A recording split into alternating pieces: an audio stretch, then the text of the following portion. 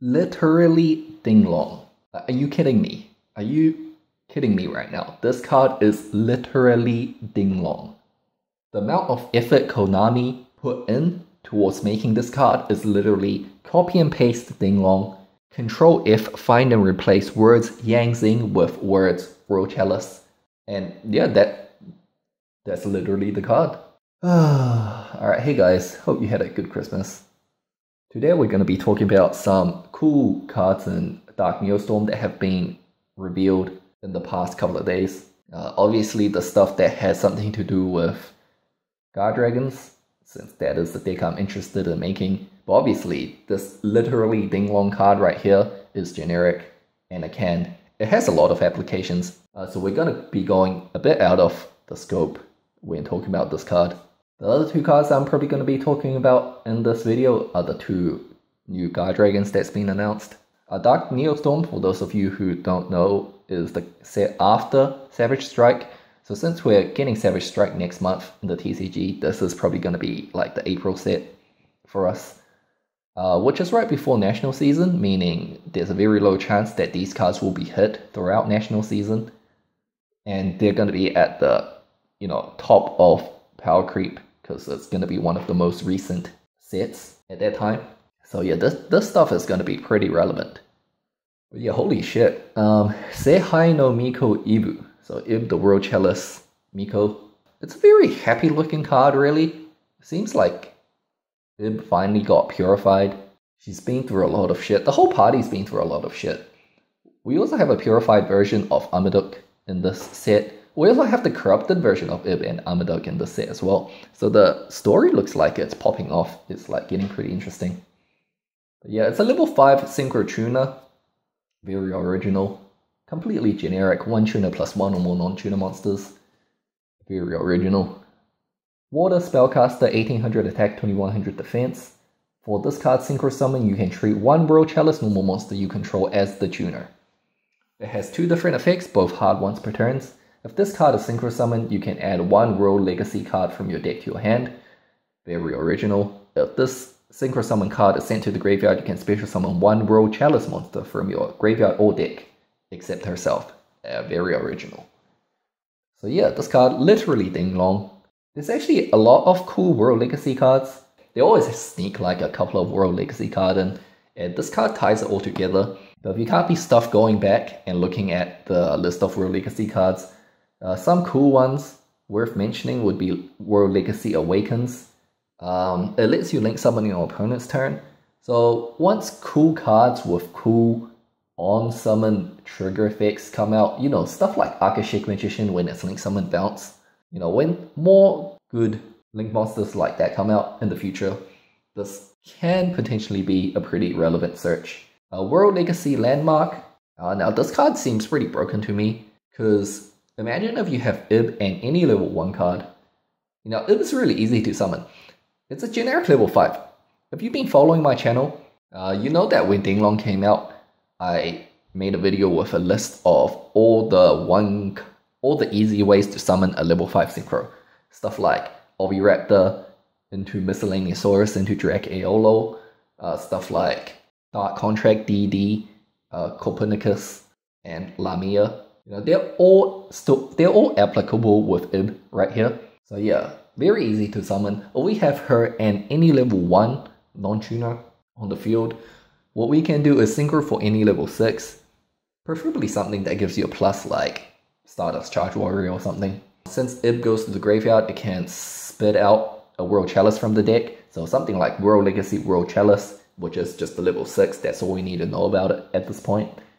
Overlaid the 2 6s for Beatrice. Beatrice, detach, dump, something crazy like KRISTYA.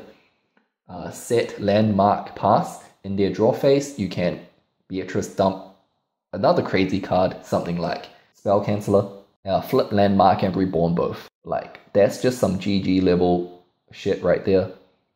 Obviously, if it's a cider game, you could summon some even more specific things like Jinzo or something if it's against a trap deck. Or if you just don't want to get evenly matched, you can summon like Flog Kings or whatever.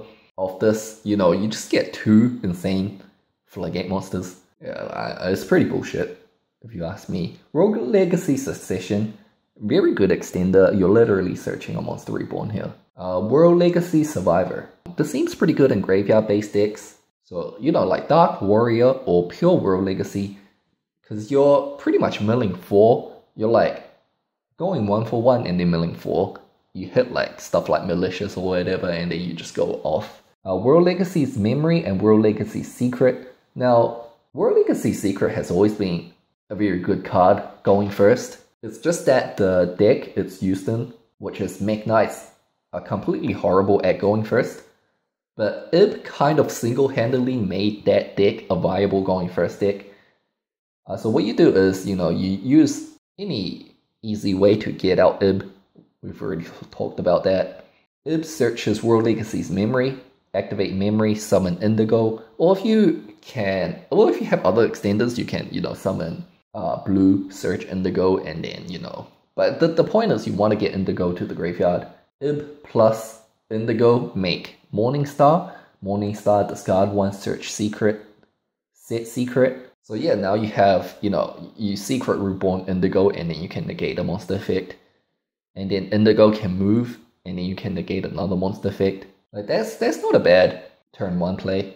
World Legacy Sorrow is just an Affinity Barrier really. Obviously not as good as Dinglong Searching Pillars, but it's still an Affinity Barrier. Pretty decent search as well. World Legacy's World Crown is very nice as well. It's very easy to summon from your hand. You just need a Link Monster to summon it. It's 2000 attack, 2000 defense, and it negates extra deck monster's effect, kills it, and searches a card. So it's a negate and a +1. World Legacy's World Chalice. If you didn't use your normal summon to go into Ib, or if you went into Ib and can still go into Armaduke for that additional normal summon, you can search this, which is, you know, a very good card if you tribute summon it and get its tribute summon effect off. This card can also be summoned by Ib's second effect. It's not a bad negate. The negate's a extra deck level 5+ summon, but it's 0/0, so it needs a bit of protection. Other cool cards you can summon with the second effect would be Lee, the World Chalice Fairy, and World Chalice Guardragon. So Fairy on summon gets you a search. Guardragon, when it's in the graveyard, it can reborn the vanilla. So both of these are like +1 summons to extend your combo even further. Now, specifically for Guardragons, I think this is a very good card. The combo I'm thinking about doing would be something like normal summon DRACONNET, effect to summon Ustia. You can also summon Galaxy Serpent, doesn't really matter. But yeah, Synchro for Ib. Ib searches Guardragon of the World Legacy. Activate Guardragon of the World Legacy, reborn the Ustia. Link 2 with Ib and Ustia for any random Link 2, could be like Lamphalinkus. So at this point, we're not dependent on good Link 2s coming out, like Needle Fiber or whatnot. Obviously, if Needle Fiber or something like that does come out, we'll make that and just make the combo go even further. Like if we just summon a Lamphalinkus at this point, we can still go off pretty far. Since Ib is sent to the graveyard, we can special summon World Legacy. We can special summon World Chalice Guardragon. Send Guardragon to the graveyard to summon LP. Banish Guardragon. Get back Ustia. And send Ustia to the graveyard to link summon Pisty. And then we have the LP Pisty combo right there. If you can be stuffed running the FTK pieces, that's probably a 1-card FTK DRACONNET. Like normal summon DRACONNET, 1-card FTK. Or at least set up a triple or more negate board at the very least for just 1-card investment. It's literally Dinglong. It has so many applications. But let's just talk about the other 2 cards a bit to cool off, because these cards aren't that good. But since they are Guardragons, I should probably give them a mention. So the good Guardragon is Armaduke, Fusion, Wind Dragon, 3000 attack, 2600 defense. Materials are 3 Link monsters. You can either poly for it or you can contact fuse for it. So any 3 Link monsters. So you can like scapegoat into this guy if you wanted to, which is not bad. It's like a OTK out of nowhere, kind of. You could also super poly 3 link monsters your opponent controls for this. So if your opponent, like you link plus, trigated you could just super poly your way out of it. You know, they could have Gunblood for 2. In your draw phase, declare priority, activate super poly, so they can't do their, you know, standby phase link Karibo stuff or something to trigger Gunblood again. And you could just summon Almaduke on them, breaking the extra link, breaking the Gunblood, breaking the Trigate. So yeah, it has pretty good applications. As a fact, this card can attack all monsters your opponent controls once each. If this card attacks a link monster, you can banish 1 link monster from your field or graveyard with the same link rating as that opponent's link monster. Destroy that opponent's link monster, and if you do, burn them for its attack. So yeah, it's like a potential OTK out of nowhere, and you could, you know, just summon this off 1 scapegoat or something.